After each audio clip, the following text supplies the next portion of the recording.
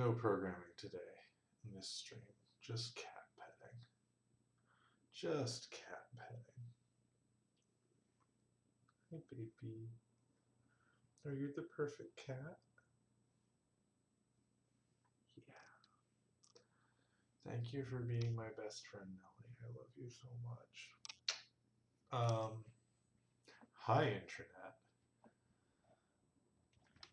Sorry for sharing that precious moment with you. What are we doing today? Hello, we are programming. We are working on Bust Free, which is a game that is like Breakout. And what we are doing is we are turning down how frequently power-ups appear. We are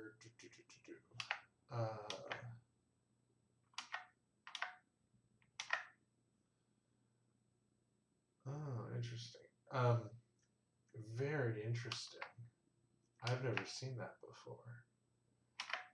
Where it slides through the indestructible bricks. That's awesome. I wonder what's causing that. I guess I should put that as a thing to fix.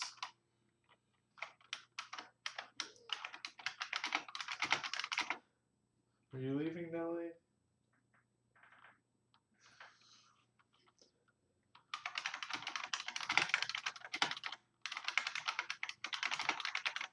There's definitely some weird remaining issues. Hi, with the physics that I'm probably not going to get around to fixing. But I'd like to at least try to take a look at that to see what's going on there. But right, so the past few days, what I've been working on has been adding these power-ups. Oh no, I'm not. Adding these power-ups, like the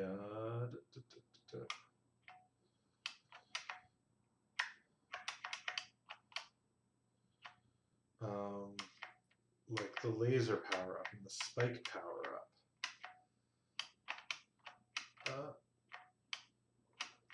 And today what I want to work on is adding the multi-ball power-up, which is probably, oh dear, going to be the biggest pain. I really have to fix that. That's happening basically every time. There must be an obvious bug of some kind.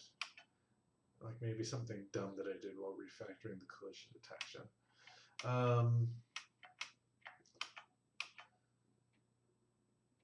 Let me go see if I can find that actually. I spent a bit of time thinking about how to do the multi-ball stuff.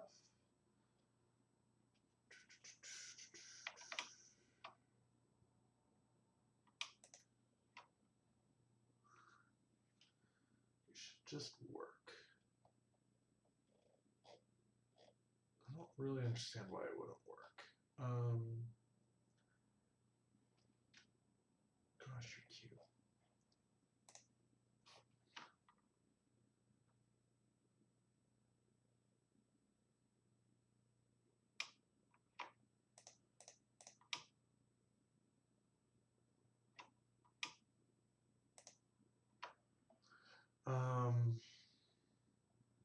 Yeah, that doesn't, I don't see it. It's not obvious, so I'll do that off stream.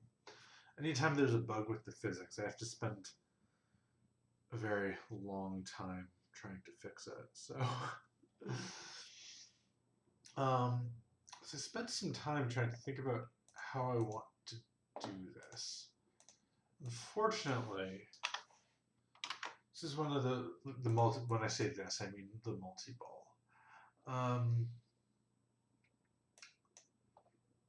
Unfortunately,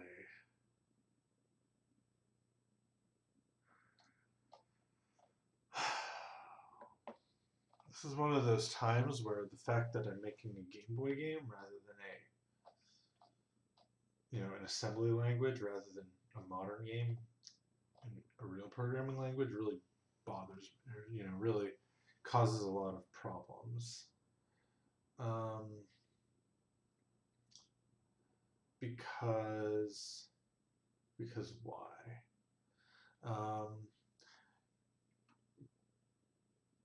Because if I were using a real programming language, much.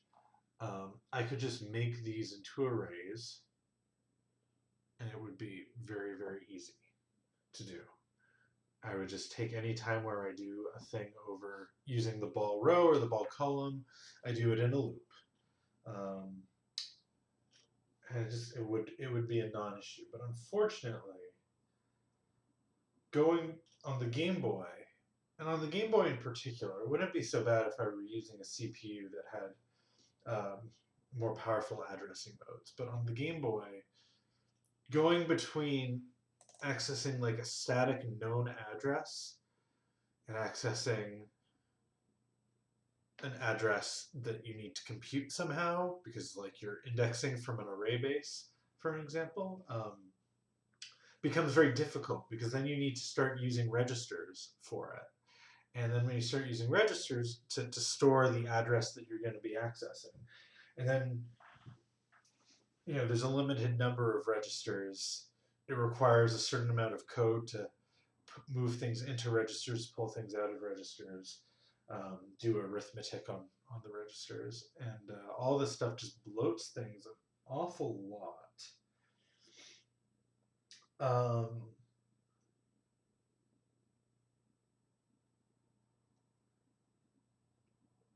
So yeah, that's the problem with trying to do this multi-ball thing. Because the ball code is pervasive. It's pretty sophisticated in terms of like it's doing lots of like actual physicsy stuff. Like sophisticated is probably not the right word. I don't want to overstate what I'm doing, but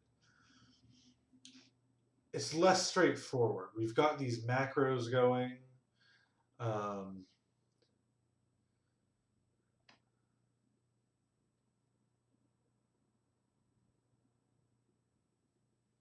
That sort of thing.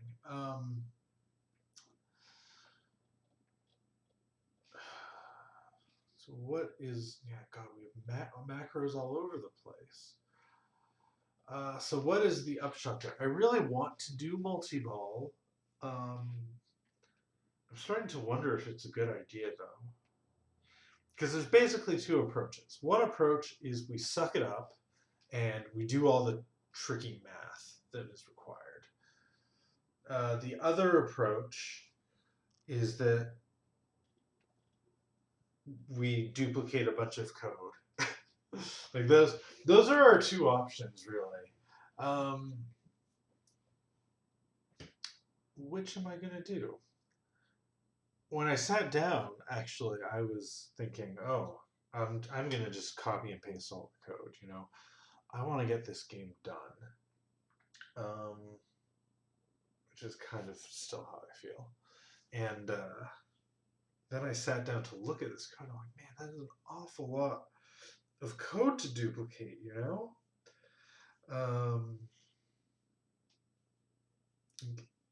Even if it would work, which it might,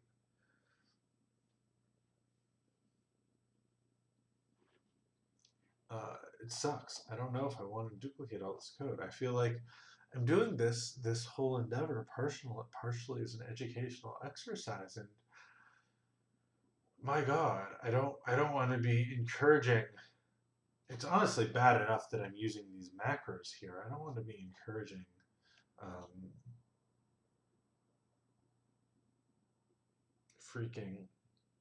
don't want to be encouraging the extreme sloppiness, because not only do we do all this ball code here, we've got it elsewhere in like ball and ball collide. We've got a bunch of ball code that would all need to be. I can't duplicate all of it.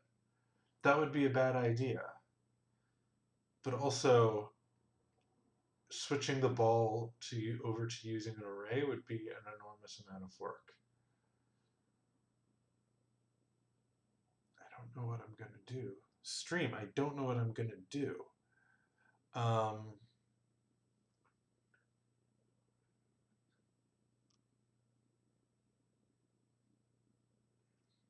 Like everywhere we use one of these ball things, we would need some kind of sophisticated indirect access. Sophisticated. We need some kind of indirect access. We need to. It would just get so bad, and there's so much to write. Oh man. No, I'm not gonna do it. Sorry, world. Bust free is not gonna have a multi-ball power up. That's all I can say. Because there's just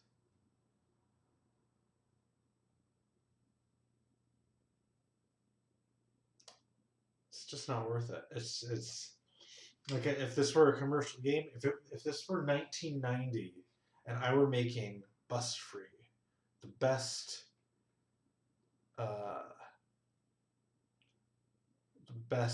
breakout clone ever made, I would and I were going to be selling it in stores, humiliating Nintendo in their alleyway, although I think alleyway has a multi-ball power up, maybe, I'm not sure. Then I would do some, I would just suck it up and do it, but I want to get on with my life. I don't want to be making Bust Free forever. I think that's got to be it. I'm not doing multi-balls. So let me just strip the multi-ball code out.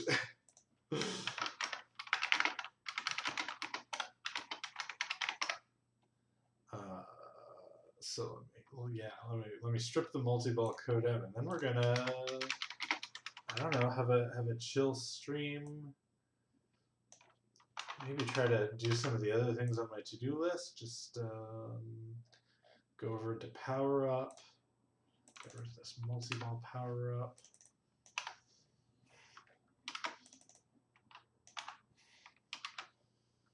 You know, it is what it is, man.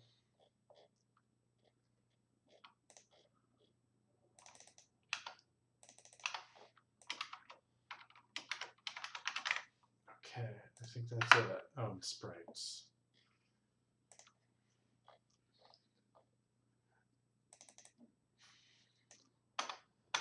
And I mean, there's something instructive about this in its way. You know, there's like a way that you need to plan ahead.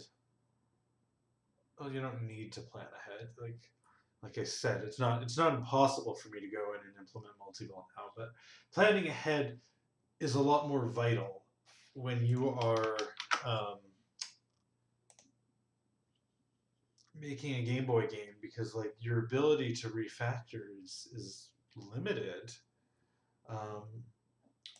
by the just the low quality of the lack of expressiveness, maybe, of the assembly language. Like I could have from the jump been like, well, I'm going to have multiple balls eventually when I implement power-ups. I'll implement all of these as arrays.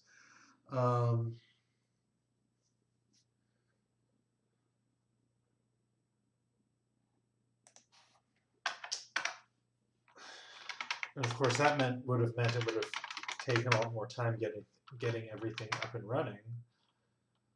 On the flip side, so I don't know if that would trade off. But then when it came time to do multi-ball, it would have been easy. So I don't really know what the right thing to do. I guess in our circumstance, the right thing to do is what I did, because it let me get something resembling a game up and running.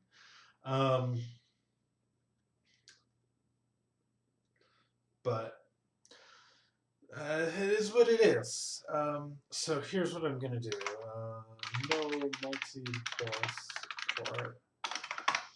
Let's talk about making the power-ups appear less frequently. Right now they appear roughly every time you hit a brick. Every other time you hit a brick, which is obviously way too often. So let me fix that. I thought the problem was that my random number generator wasn't really random enough. But the reality is I don't know if that's really the problem. I think really the problem is that I'm just using one bit. like this, the counter. What I'm doing is I'm using this divide. It's called the divider register on the Game Boy, which increments once every 16,000th of a second, roughly. It goes at like 16,384 hertz, and that's like extremely frequently. So it's not obviously not true randomness, but relative to how often you're hitting bricks, it's effectively random. But the problem is that I'm only using 1 bit for its randomness. So instead, what I'm going to do is I'm going to use like the bottom 6 bits for the randomness, if that makes sense. So basically all I do is I just say, well, if the bottom 6 bits are 0, then I will, I'll just,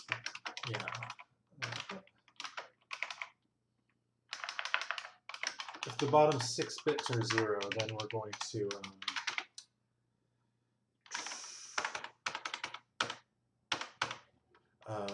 spawn a power up. So that should be approximately 1 every 64 times you hit a brick.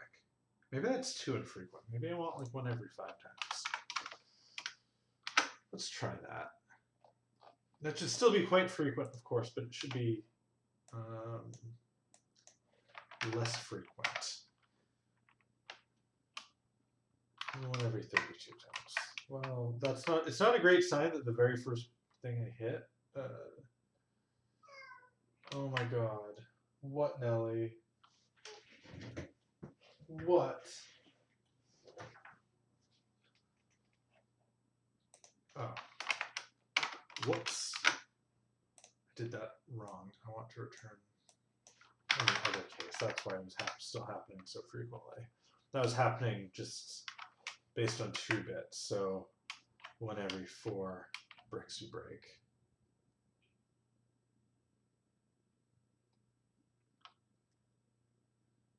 This feels not frequent enough.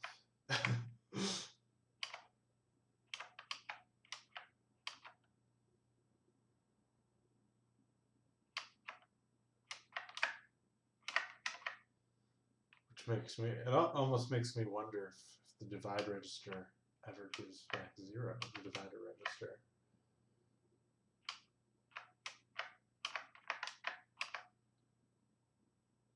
Like this is just never happening. Or ever gives back any number which has that many 0 bits. I don't know. Let me try to reduce the randomness slightly. Or increase the frequency, I should say. So this just tests up the bottom nibble. So this should be 1 every 16. Baby! Oh, I'm sorry. That was a little rough. Ugh.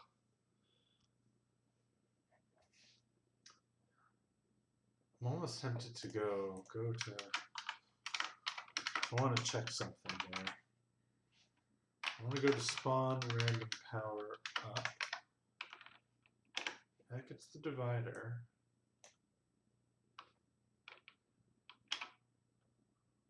So we get D4. Oh. That's 8C.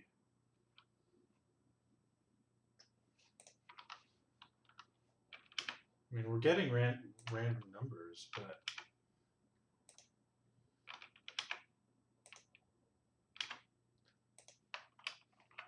okay, I should turn that off. But it's still not happening frequently enough. So let me actually try to cut it down even more. The randomness down even more. I wonder if there's some reason why, just because of the way the timing works, that those bits are never all 0. Like let me cut it down to just 1. I would probably let me just keep working my way down. See if that ever works.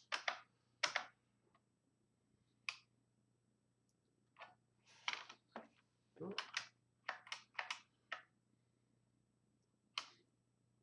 of course, striking the balance is really hard, but yeah,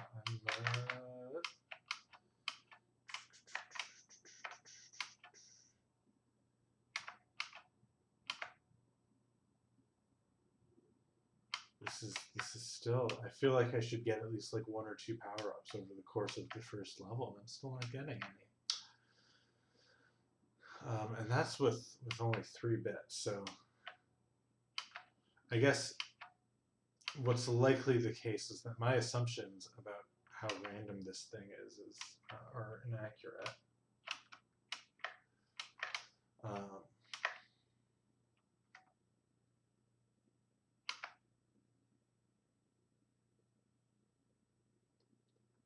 Because if I really were just getting a random byte,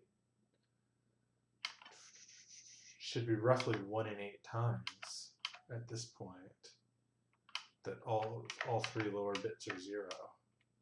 And that's we've definitely broken way more than 8 bricks, so definitely low. Oh my gosh, perfect cat. Oh, there's one. There's one.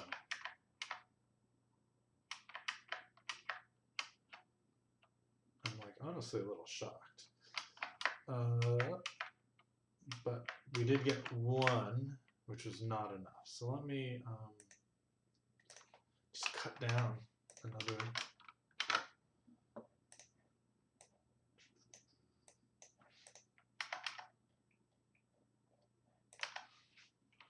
So in theory, this should be 1 every 4 bricks, roughly. Although that's not strictly true because we also don't give you a power up. Oh, hi.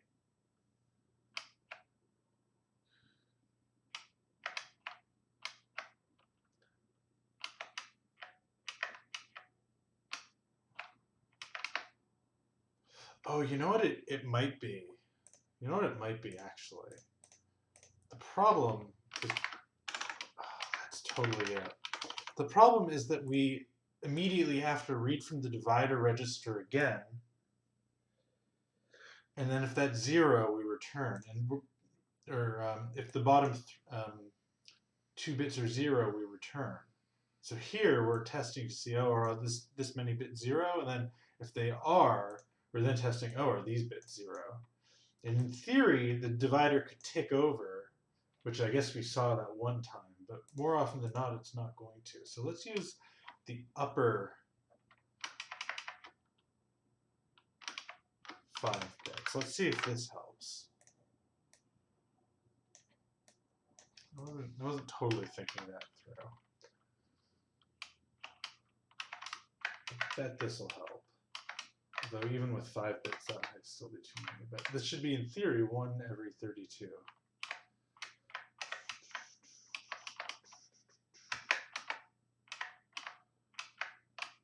I would love it. The spin just feels all off as well. So many little things to fix. Okay, yeah, this is still extremely infrequent.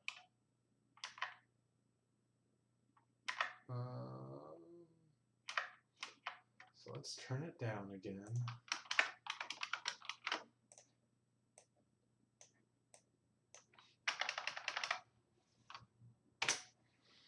Yep.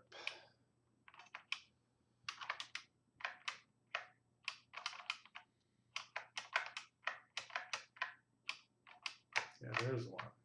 That felt right. Yeah, this feels good. This feels good.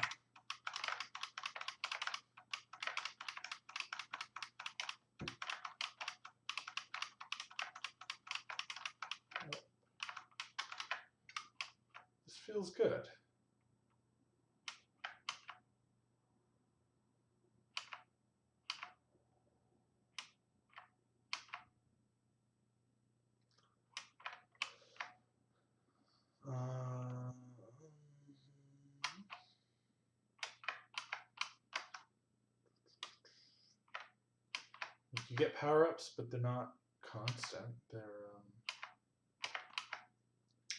they just happen every once in a while. So let's go with this as like, I think, a good feeling random number generator.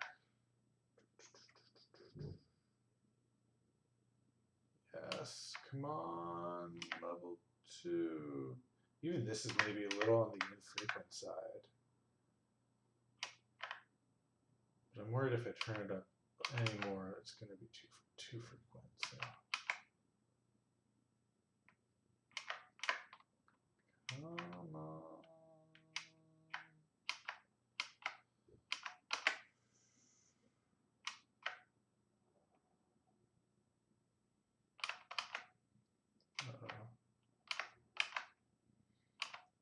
Yeah, I think the problem with the spin is that we're not properly using velocity. Like we're using the velocity, the directed velocity, rather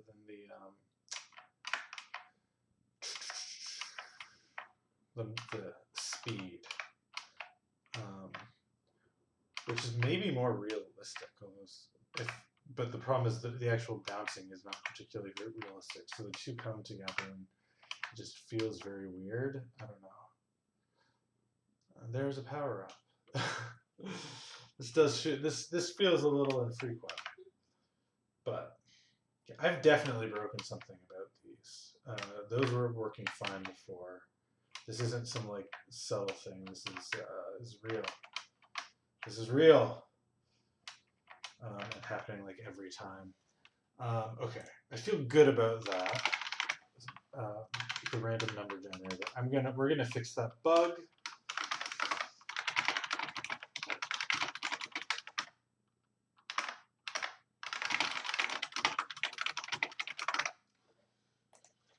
Come hell or high water, what is going wrong here?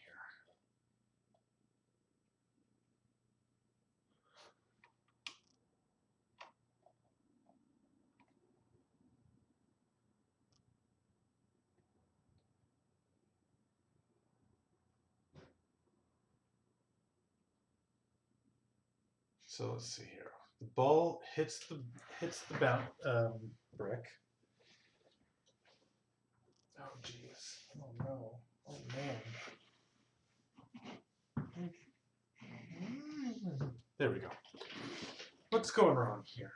The ball hits the brick reflects it, pushes it off in the opposite direction from the side.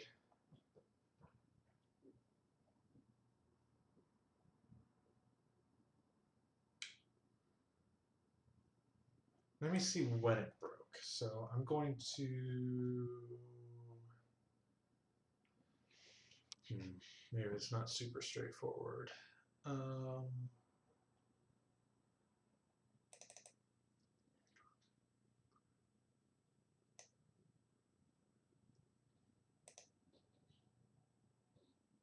I think this is what's wrong. I think I'm using the wrong thing here. So when the... Right.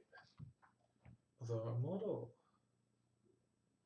Oh, yeah, okay. I see, okay.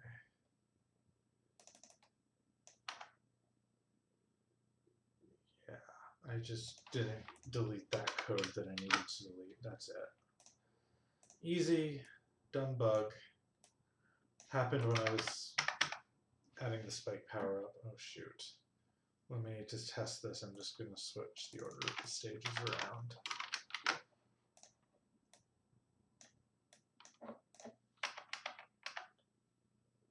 Oh. And it's fixed.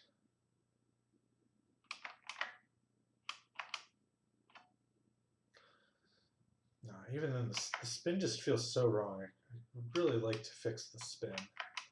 Well, that's for another life, I think.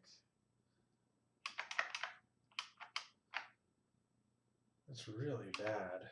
I'm going to take a look at the spin code. How about that? Let's take a look at the spin code. I'm just kind of looking for stuff to fill the time. Because I sort of feel like the game is aside from like, you know, obviously I want more content, I want more sound, I want more music. But in terms of like the core game engine, it's I think as far as I'm going to take it. So I'm not really exactly sure what I'm going to be streaming about. Well, I mean, I do know what I'm going to be streaming about. starting on Monday, I guess. I'm probably going to start working on the game that I actually want to make, which will be a platformer or action game. But I don't want to start that today.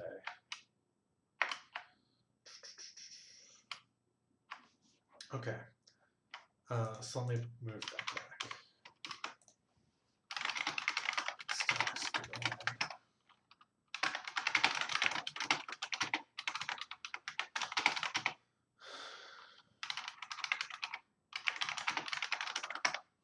Okay, let me go take a look at the spin. That's going to be in ball collide, I believe. So we hit, yes, when we look at bounce, where is spin? Add ball spin. What do I call that? Call that from ball, which is weird. Or no, that is in ball, and then from ball collide I call. Oh, I see. Yes, that makes sense. Right when you hit the paddle. So we've hit the paddle, so we reflect it, and then we add the ball spin, and then we speed the ball up. Okay. So how does that ball spin work? Let's think about this for a sec. We take the paddle velocity.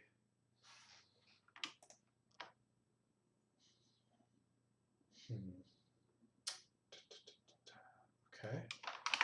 We take the paddle velocity, and the idea is I shift it down by 4 bits. So the paddle velocity is a 16-bit thing. So we get rid of the low order nibble of the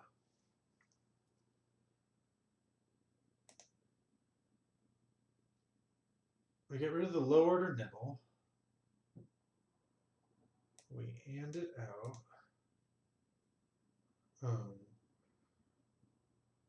We put that into B. Then we get the high byte.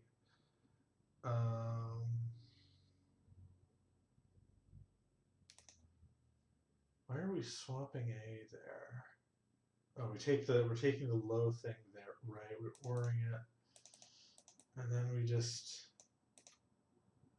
take it. We add to ball velocity X. So that the math all looks correct there. So I guess the question for me is the problem something to do with the math, or is the problem something to do with like the unintended side effects of the math? Just in case, I'm going to go take a look at go to add ball spin. I'm going to set the breakpoint there, and I'm going to. So here we go. You get the paddle velocity X. We take it. Okay, whatever. It's empty. Put it into B. It's moving. We're moving right at 3 pixels per second.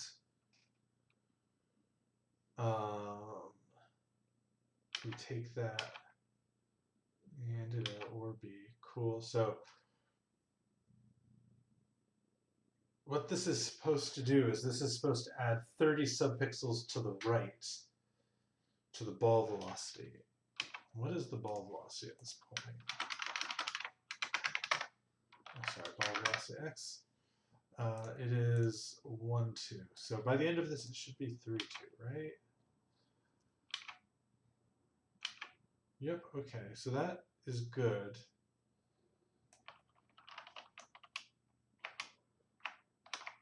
Let me do this one more time.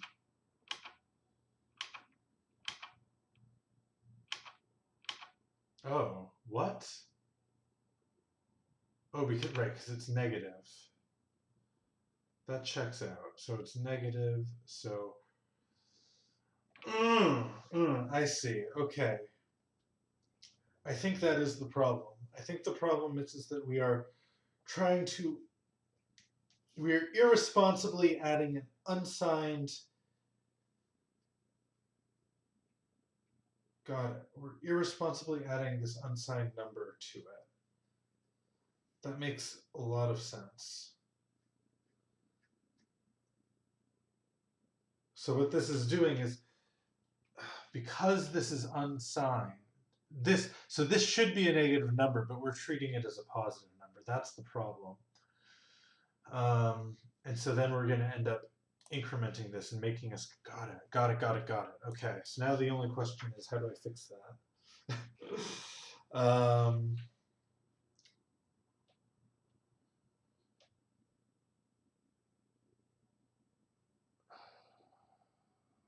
I suppose.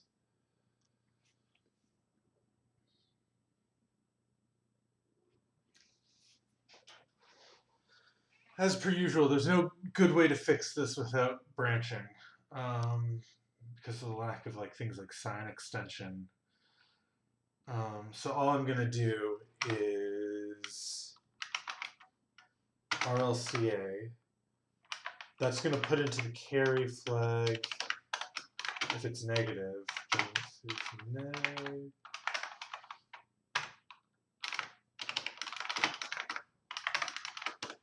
So I think this should give us a better feeling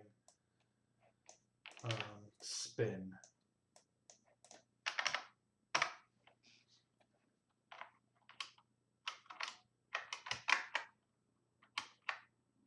It doesn't really, that didn't feel any better to me.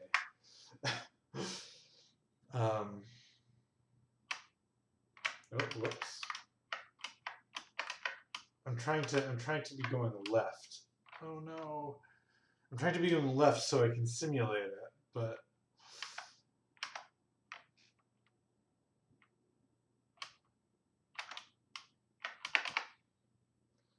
because that was the failure mode when we were treating the spin as negative.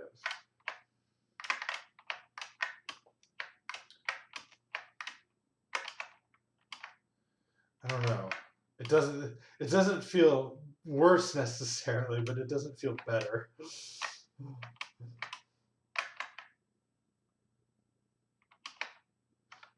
Oh, and I wonder. That's another thing. Do we cap it? Ball collide. Okay. So speed up ball should be speed capping it, so that's not an issue. Just seem to be going really, really fast. But in fact, it is. Yes, it's going way too. No, it's not. Never mind. It's not going way too fast. I take it back. Okay.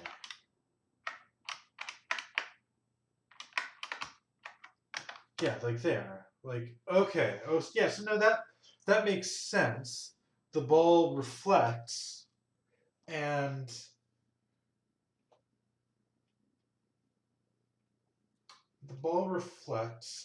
we so it's going to start going to the right, but because we're going to the left, it goes not as much to the left as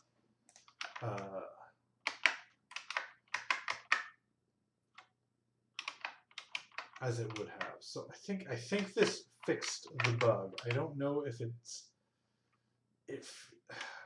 actually feels less wonky. It really doesn't feel less wonky.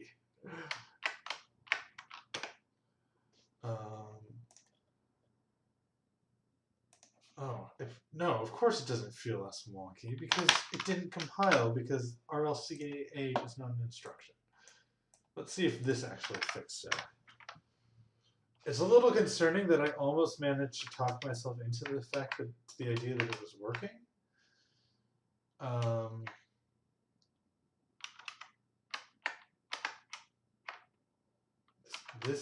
This feels wonkier.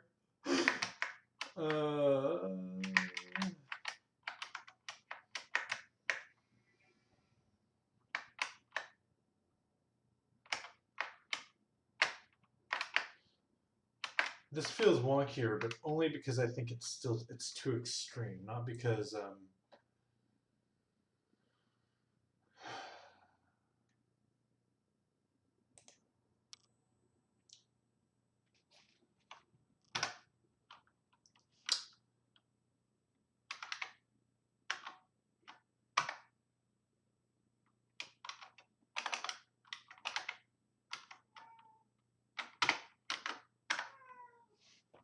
baby.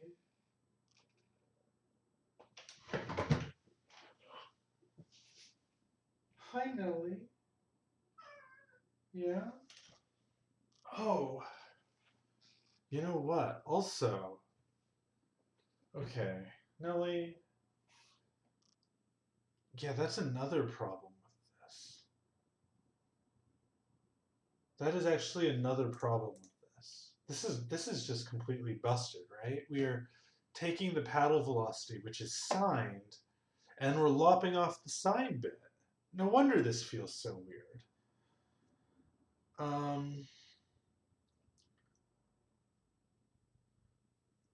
So what do I need to do to make this right?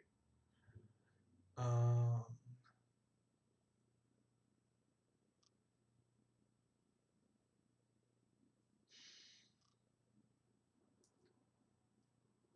oh my gosh, this is almost making me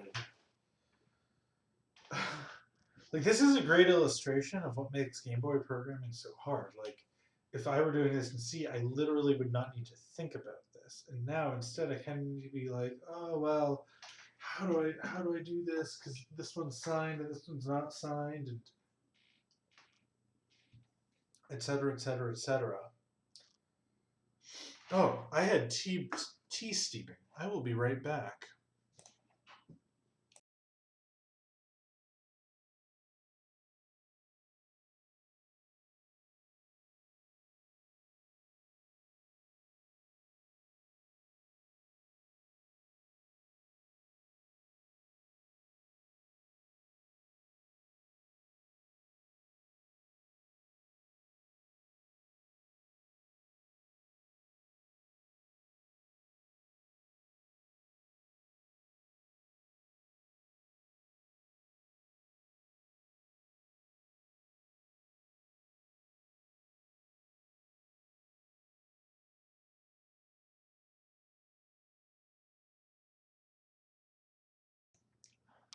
All right. And I'm back.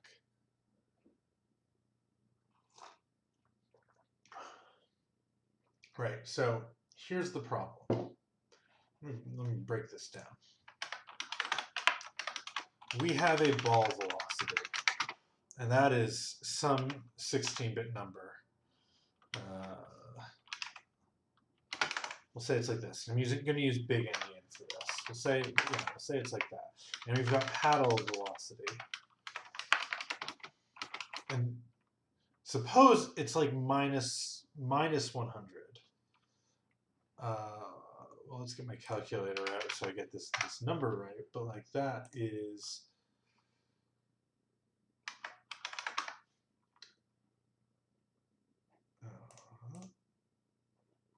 FF00.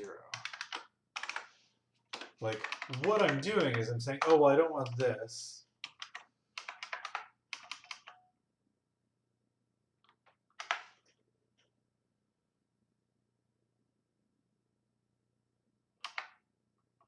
And I believe, yeah, I'm pretty sure I'm like doing this. Jeez, that's dumb of me.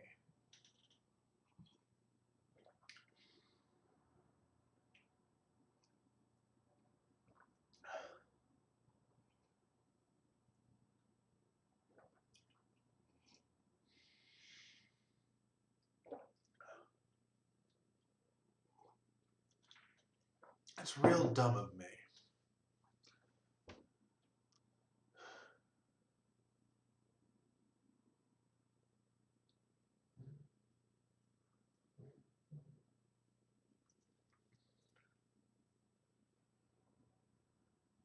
So you know what the easiest thing for me to do is? Because there's no acceleration,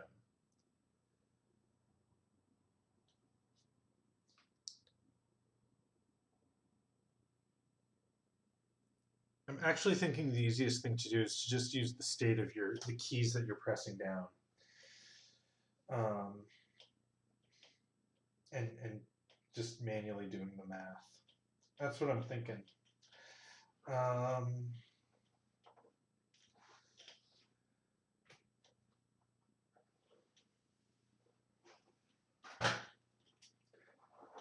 suppose the other thing I could do is, because I believe the paddle's velocity, what's the most pleasant thing I could do? The paddle's velocity is, yeah,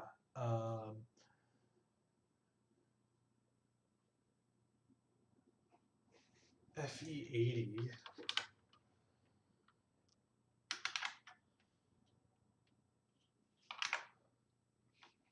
minus 384. That maybe is in fact a better thing.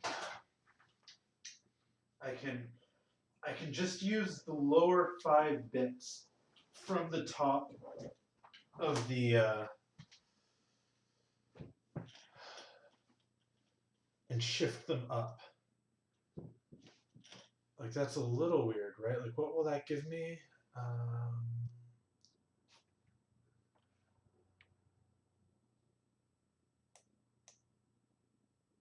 No.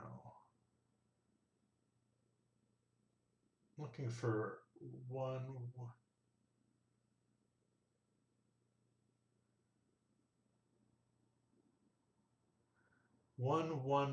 Yeah. Sorry, binary.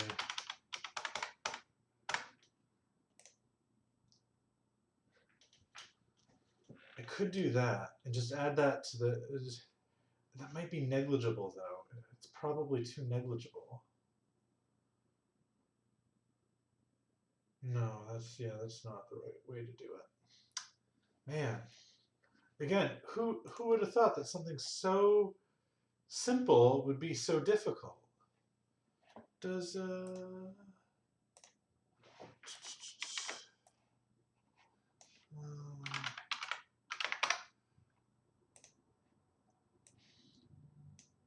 open up Godbolt. Maybe Godbolt can think of something clever for me that I am struggling with.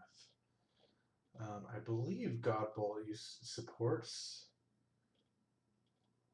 Z80. I thought it did. Maybe. Got rid of it. He stopped supporting that.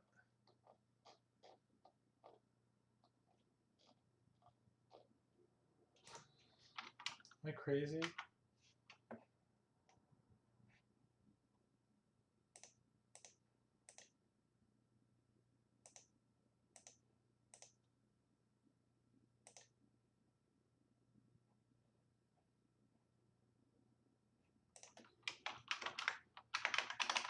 Godbolt Z80.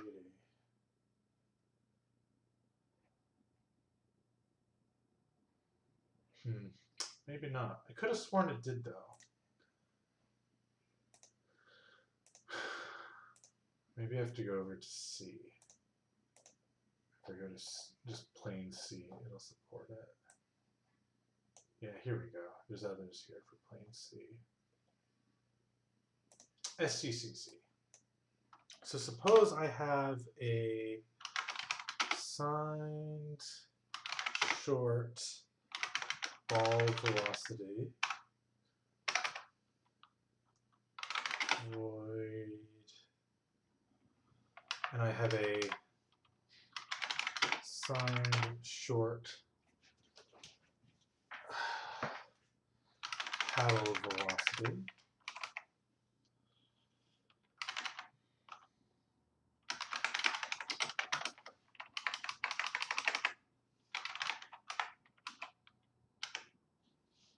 All I want to do is say ball velocity plus equals paddle velocity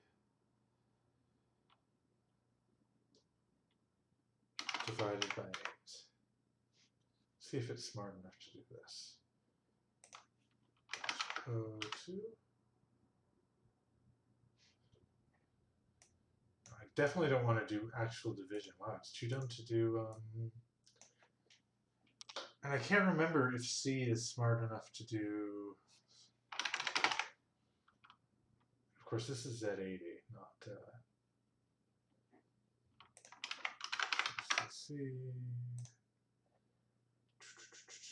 So what I'm doing right now in case this is completely inexplicable, is there's this amazing website called Godbolt, the Godbolt Compiler Explorer. Or, well, it's called Compiler Explorer, and it's made by a guy whose name is, I think, Matthew Godbolt. And it actually does. It's what GBDK is based on. It is documentation. Here we go. Sorry, it uses SDCC, which is a C compiler, which is what GBDK is based on. And command processor selection options -M GBZ80.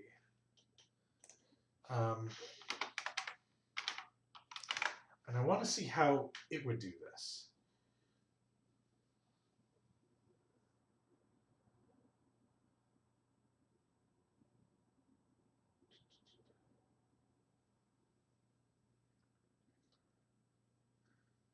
Like, occasionally a compiler is cleverer than a human. Like this, in this case, for instance, this looks great. So let me just steal this code as best as I can. That was in ball, I believe. Maybe collide, ball spin. Yeah. So what does it do?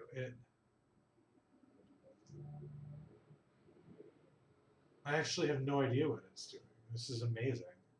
So it loads the paddle velocity +1. It loads the high byte of the paddle velocity into A. Then it copies that into C. Then it does a rotate left,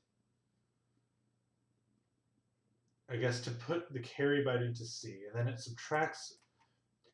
Oh, so this will get me 0 if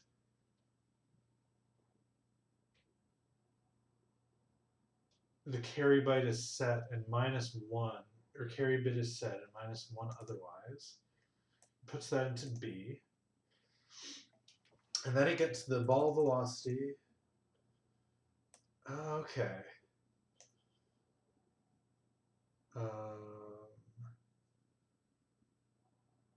Oh, I don't want to shift it right by 8. I want to shift it right by 4, unfortunately. So that makes it a little more complicated. Yeah, wow. That's pretty brutal, but I am just going to copy and paste this. This is a good strategy for desperation, is to just let the compiler do the hard part for like this really nasty math.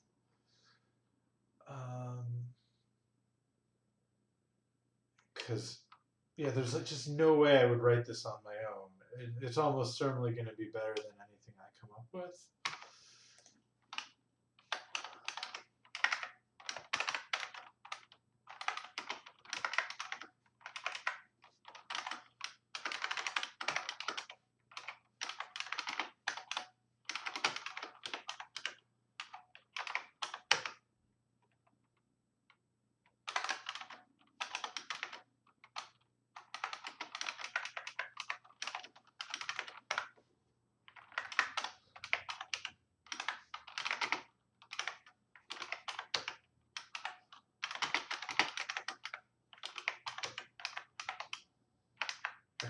I can make this a little bit faster by just using L. Right, yeah, I could like slowly try to piece together how on earth this is working, but it's probably beyond me. So, I know that's not the. This isn't like the most elegant or instructive thing to be doing, but.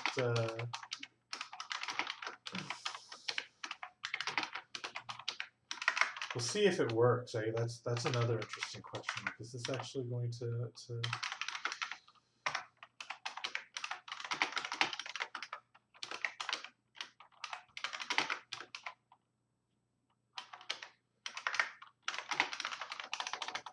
actually going to make the spin feel the way I want it to feel?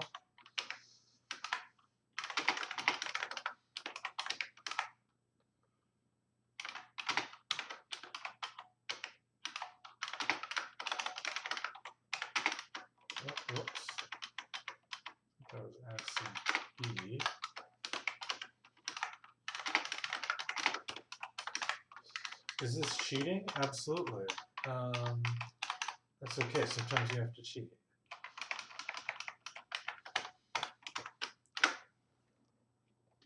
Did that compile? It did not compile. I have a syntax error on line 132, which checks out.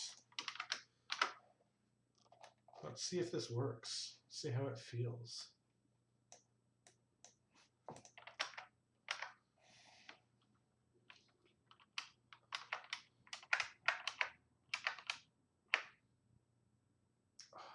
I think it feels great.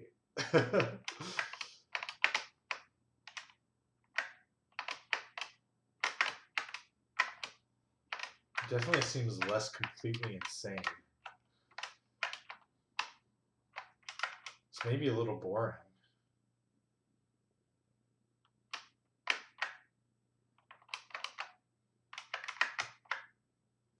Like the interesting thing is like when it's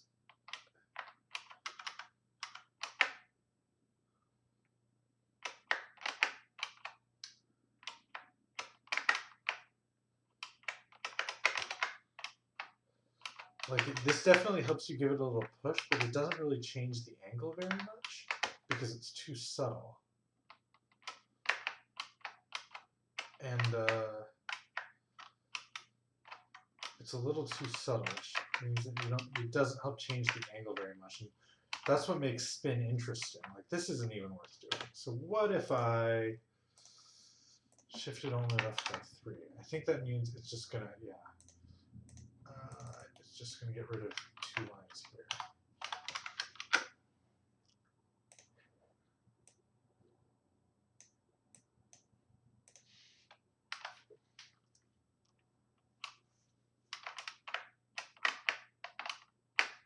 Oh, whoops. Yeah, that's good. That's perfect. So that means that if you're careful, you can speed the ball up a little bit, or you can push it a little bit.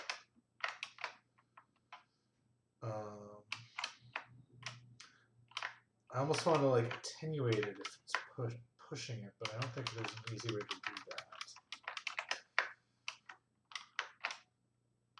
I mean, I guess that's sort of a motivation to not. Yeah, there we go. God bless you. Let's maybe see if we can figure out exactly how this works. So it's getting the high bite of the paddle, or high bite of the paddle velocity into.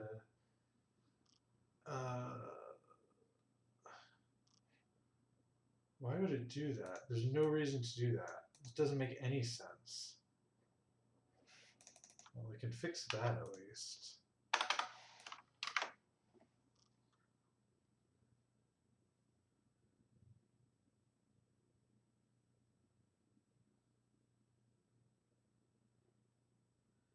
Let's optimize this a little bit.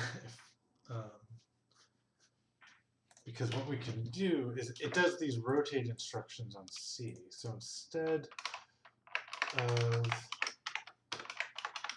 doing them on C, we can do them on A. So it'll be a little bit faster. And then we will need to load that into C. But that'll definitely pay off, especially because we can simplify that a little bit. I'm going to do rep 3 here to make it clear what's going on.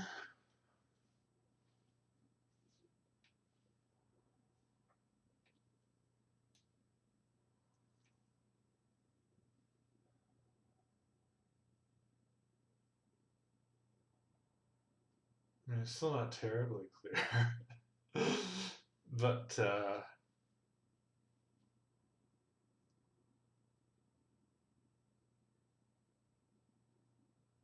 I think that should do the same thing. It looks a little more human.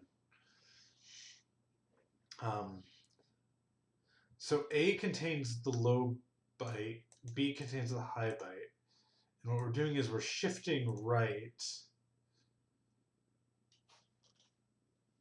B right, 3 times, and every time we shift it right, we're pushing that into A. Although I'm surprised we're using the rotate instruction there. That feels like it's got to be I don't understand how that could be working. Hmm. Right, that's clever. That's clever. So it works because what we're rotating in is always the carry from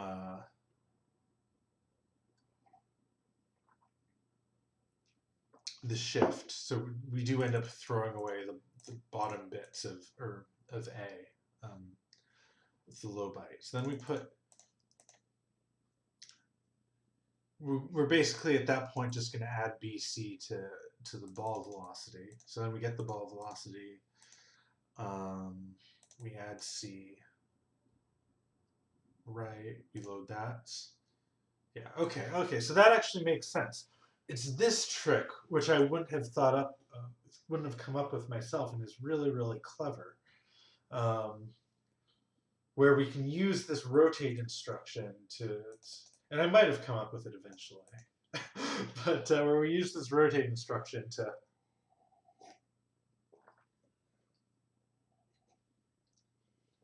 yeah, okay, that's not bad at all. It's interesting. This does the adds. Oh yeah, okay. Yeah, it all checks out.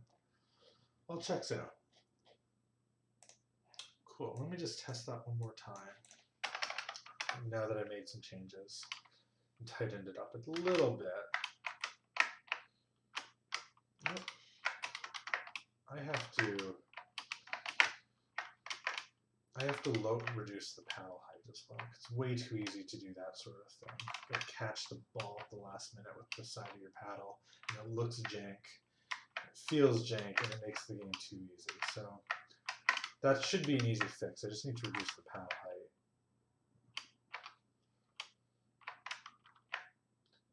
I actually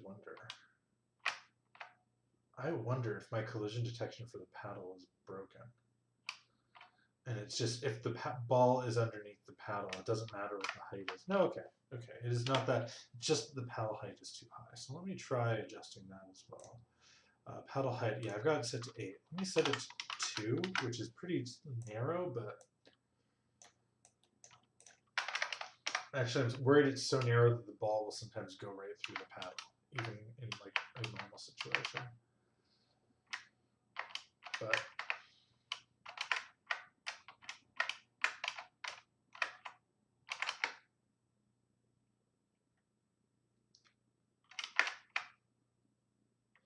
now let me see if I can, with that, catch the side of the ball with my paddle. If that felt okay.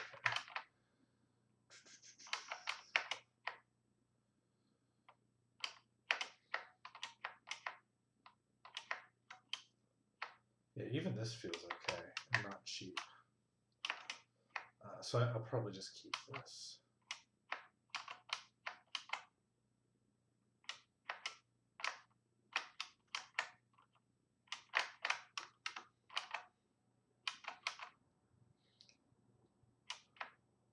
Like if 2 was acceptable, then goodness. Or 8 is way too much.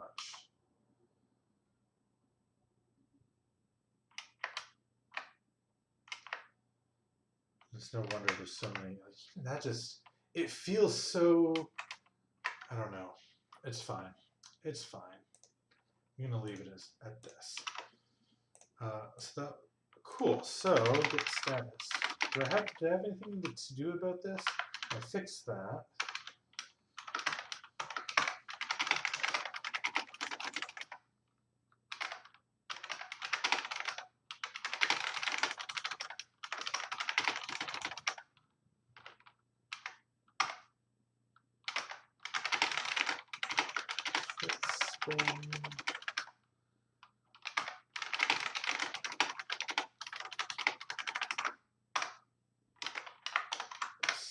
Fix paddle height. So that all feels really good. Is that it for today? I've actually been streaming for a lot longer than I thought I had. That just flew by. So what did we do today? We fixed some bugs. We decided not to do some things. Proved the random number generator. I showed you how to use Godbolt to cheat, which I think is a great tactic when you're desperate to get some of this like really nasty arithmetic out of the way. Um, in general,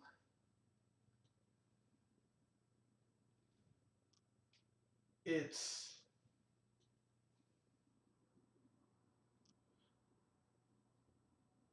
okay. So this just does a 16-bit add, which is fine. Um, got it. Okay. Yeah, this just does a 16-bit add, and the only real trick is that it. Um, so how does it keep B from? How does it preserve the signedness of B? That's my question. Let me. I want to understand that. Let me go look at the before I end the stream. Let me go look at ball. Oh, because it does a shift right arithmetic. That's how. Nice. Okay. So that preserves the right. That preserves B. Okay. Cool. It's actually not that bad. Um, I'm a little embarrassed actually that I needed the help of the compiler explorer to figure it out. But when you need help, you need help. Um,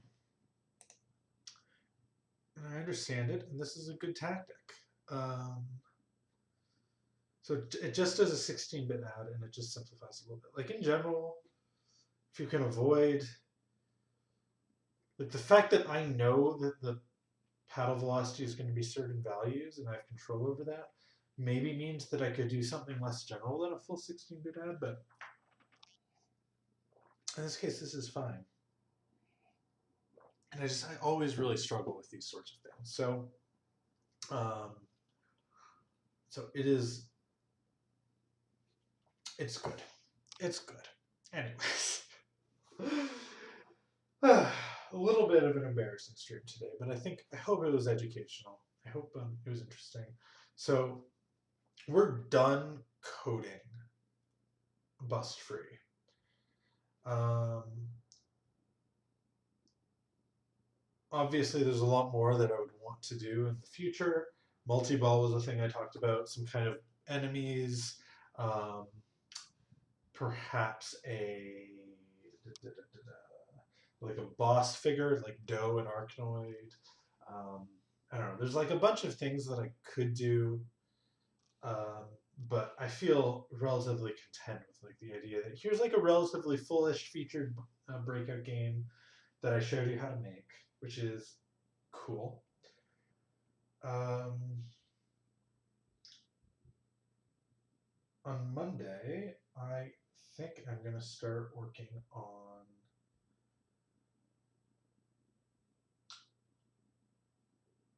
I'll just talk about it on Monday. On Monday, we're gonna switch gears, and we're gonna start talking about something else. I guess. No. Any of the future work on Bust Free that I decide I may happen to want to do, I'm going to do probably off stream. And on Monday, I'll talk about the game that I'm going to be making in the future. Anyways, that's all for today. Thank you very much for joining me. I feel like this stream was a little haphazard, but whatever. It's a Friday. Fridays are the chillest of days. I hope you have an awesome holiday weekend, if it's a holiday where you are. And yeah, take it easy. Thank you. You guys watched me make a video game. Thank you so much. I'm out.